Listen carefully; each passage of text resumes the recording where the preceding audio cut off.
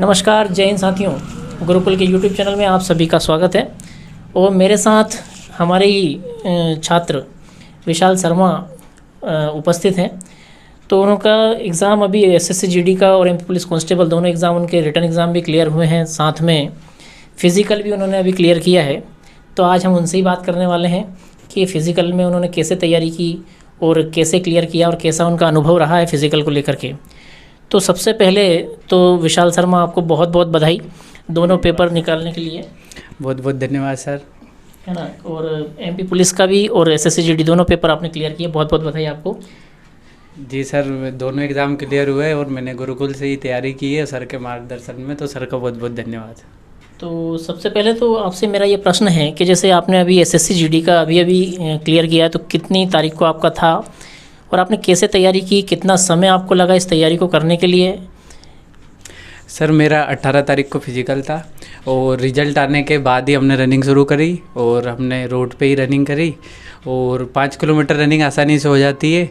और जो भी इसकी तैयारी करता है वो आराम से कर सकता है। बस रनिंग वहाँ पे जब ट्रैक पे खड़े होते हैं तब घबराना नहीं है, बस पूरी कर लेना है। उसे ऐसा लगता है बीच में कि अपनी टाइमिंग नहीं आ पा रही है, पर वो जैसे ही अपन धीरे धीरे अपने एक पेस बना के दौड़ना रहता है और टाइमिंग आ जाती है 5 किलोमीटर की आसानी से। चलिए भाई, विशाल का कहना है कि यदि आप आराम से करेंगे बिना घबराए ट्रैक पर, तो आपका फ़िज़िकल आराम से क्लियर हो जाएगा।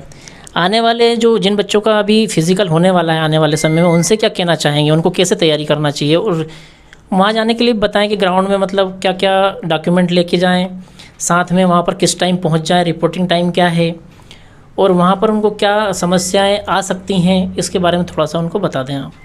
सर सबसे पहले जिस दिन आपका फिजिकल है तो सुबह जो रिपोर्टिंग टाइम है उसके 1 घंटे पहले पहुंच जाए। रिपोर्टिंग टाइम क्या है अभी? रिपोर्टिंग टाइम अभी 4 बजे कर दिया है। रिपोर्टिंग टाइम 4 बजे है, आप सभी ध्यान रखें। तो 1 घंटे पहले पहुंचने का विशाल ने कहा है भाई, तो बिल्कुल निश्चित रूप से पहुंचें। 1 घंटे पहले पहुंचने से ये होगा कि जैसे ही फिर वो बोलेंगे कि लाइन लगाइए तो आप जल्दी लग जाएंगे। वैसे भी टाइम जल्दी अभी ठंडाई में दौड़ा देते हैं, पर जल्दी जाएंगे तो जल्दी नंबर आ जाएगा, तो उससे गर्मी की जो समस्या है उससे थोड़ा फ़ायदा मिलेगा। बाकी जब रनिंग है तो ज़्यादा थोड़ा एक आध केला वगैरह खाना है, अभी ज़्यादा खाना नहीं है क्योंकि वो ज़्यादा टाइम देते नहीं है सर। अभी ज़्यादा वार्म अप वगैरह भी नहीं करने देते हैं, बस ट्रैक पे एकदम से चेस्ट नंबर दिया, बुलाते हैं और सीधा दौड़ो।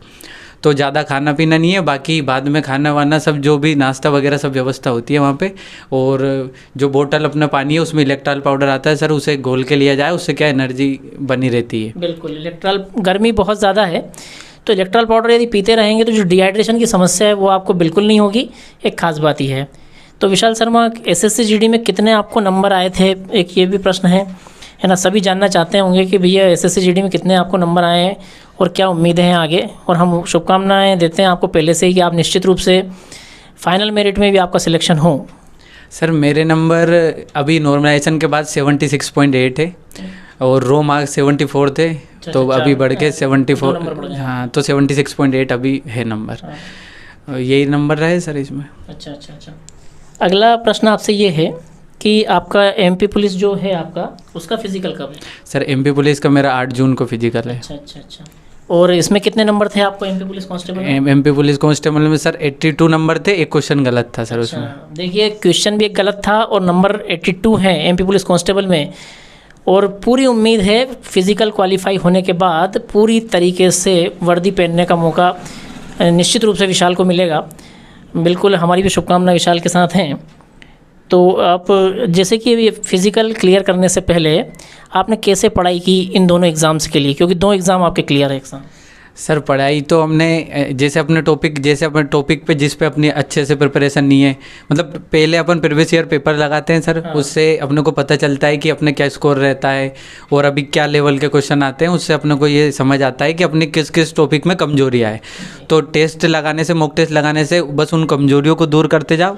रेगुलर रोज़ एक पेपर पूरा एक टेस्ट लगा लो और उसे अच्छे से एनालिसिस करो और बस रोज़ एक टेस्ट लगाते रहो। जो टॉपिक क्लियर नहीं है वो करते रहो और करंट अफेयर्स पढ़ते रहो।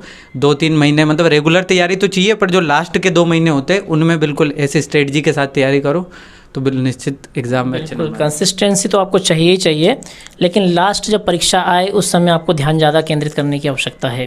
विशाल का यह कहना है। काफ़ी अच्छे नंबर उनको एमपी पुलिस कांस्टेबल में आए हैं। और एक और भी बात मैं आपसे पूछना चाहता हूँ कि जैसे कि बाकी छात्र जो हैं अभी जो 12th पास हो चुके हैं, वो यदि गवर्नमेंट एग्ज़ाम्स की तैयारी करना चाहें तो कैसे करें और क्या उनको फ़ायदा होगा यदि करें तो?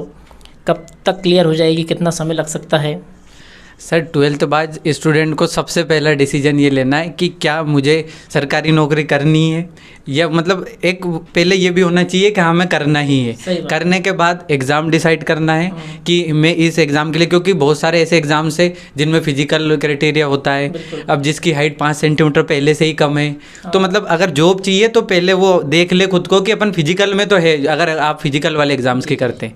बाकी सर फिर एग्ज़ाम की तैयारी करना है तो उसके लिए बस सिलेबस निकालो जो एग्ज़ाम देना है, बाकी सब भूल जाओ, पहले से क्या आता है उससे कोई मतलब नहीं है। 12th में अच्छा स्कोर रहा वो भी ठीक है, एवरेज रहा वो भी और अच्छा है सर, उससे कोई फ़र्क पड़ने वाला नहीं है। बस एग्ज़ाम का सिलेबस निकालो सर और टॉपिक वाइज चलते रहो, ऐसे टिक लगा कि हमारा ये हो गया। बस उन टॉपिक्स को ही मजबूत करना है, बस पूरा ड्यूरेशन होता है, जितनी भी तैयारी अपन 2 साल 1 साल करते हैं, बस अगर 1 से 2 साल के अंदर बहुत अच्छी स्थिति में पहुंच जाते हैं कि हम जिस एग्ज़ाम में बैठे वो लगभग निकल ही जाएगा। चलिए, बहुत बढ़िया बात बोली है कि 1 से 2 साल में आपके कोई भी एग्ज़ाम निकल सकता है, लेकिन आपको कंटिन्यू मेहनत करनी पड़ेगी, टॉपिक को मजबूत करना पड़ेगा, हर बार प्रीवियस ईयर पेपर लगाने पड़ेंगे। आपके कौन कौन से एग्ज़ाम क्लियर हैं अभी तक? सर मेरा सबसे पहले ALP टेक्नीशियन रेलवे का फर्स्ट स्टेज क्लियर हुआ था, मेरिट में सर बाहर हो गए थे। उसके बाद सर पिछली बार SSC GD भी क्लियर था सर। उसके बाद सर इस बार अभी SSC GD और MP पुलिस, और सर NTPC का इस बार फर्स्ट स्टेज, अभी सेकंड का एग्ज़ाम। कितने एग्ज़ाम हो गए? लगभग 5 एग्ज़ाम हो गए लगभग। देखिए विशाल शर्मा के भाई कंसिस्टेंसी की वजह से और मेहनत की वजह से, लगातार मेहनत की वजह से 5 एग्ज़ाम क्लियर हैं, तो कितनी बढ़िया बात है। तो आप सभी से भी यही कहना है कि यदि आप मेहनत करना चाहते हैं, गवर्नमेंट जॉब की इच्छा आप रखते हैं, तो आपको लगातार मेहनत करनी पड़ेगी और निश्चित रूप से आपको ये जॉब मिलेगी। और कुछ कहना चाहते हैं आप? बस सर यही कहना चाहेंगे कि रेगुलर तैयारी करें, क्योंकि रेगुलर तैयारी करने से ही एग्ज़ाम निकलता है। लास्ट के 2 महीने में कोई सा एग्ज़ाम नहीं निकल सकता, और ये भी नहीं कह सकते कि जो फ्रेशर है जो अभी 12th बाद आए हैं कि बस 3 महीने तैयारी करो एग्ज़ाम निकल जाएगा। सर ये तो संभव ही नहीं है, क्योंकि कंटेंट तो पढ़ना ही पड़ेगा। 2 महीने में इतना तो कुछ पढ़ नहीं सकता सर, टाइम तो लगता है पर इतना भी नहीं लगता है अगर रेगुलर पढ़े तो। Very good. बस देखिए भाई, बहुत ही बढ़िया बात बोली है कि यदि आपको आज से भी तैयारी करनी है तो 1-2 महीने में कोई भी एग्ज़ाम क्लियर नहीं होता, वो कोई भी परीक्षा हो। इसके लिए आपको कंसिस्टेंट मेहनत करनी पड़ेगी और एक गोल सेट करना पड़ेगा, और उसके लिए 1 साल तो मिनिमम आपको देना ही है, इतना तो आपको देना ही पड़ेगा। तो बहुत बहुत शुभकामनाएं विशाल आपको, और आगे भी हम आपके उज्जवल भविष्य की कामना करते हैं। आप आगे भी आने वाली जो परीक्षाएं हैं उनमें भी आप और अच्छा करें और सभी एग्ज़ाम आपका निकले। और पहली चीज़ तो यही है कि आपका MP पुलिस कांस्टेबल और SSC GD दोनों ही एग्ज़ाम आपको पूरी तरीके से मिल जाएं, आप क्वालिफाई हो जाएं, वर्दी पहनने का आपको मौका मिले, फाइनल मेरिट में भी आपका नाम आए। अब आगे आपके पास 2 और परीक्षाएँ हैं, वन रक्षक और MPSI, और साथ में पटवारी भी आने की पूरी संभावना है। तो इनके लिए भी आगे आप क्या करना चाहें? बस सर ये पुलिस का फिजिकल देने के बाद प्रीवियस ईयर पेपर लगाने हैं सर, और वो लगा के बस जो टॉपिक बच रहे हैं जिनमें अपन कमज़ोर है, स्कोर देख के सर उस हिसाब से बस तैयारी करना है। बस तैयारी आ गई।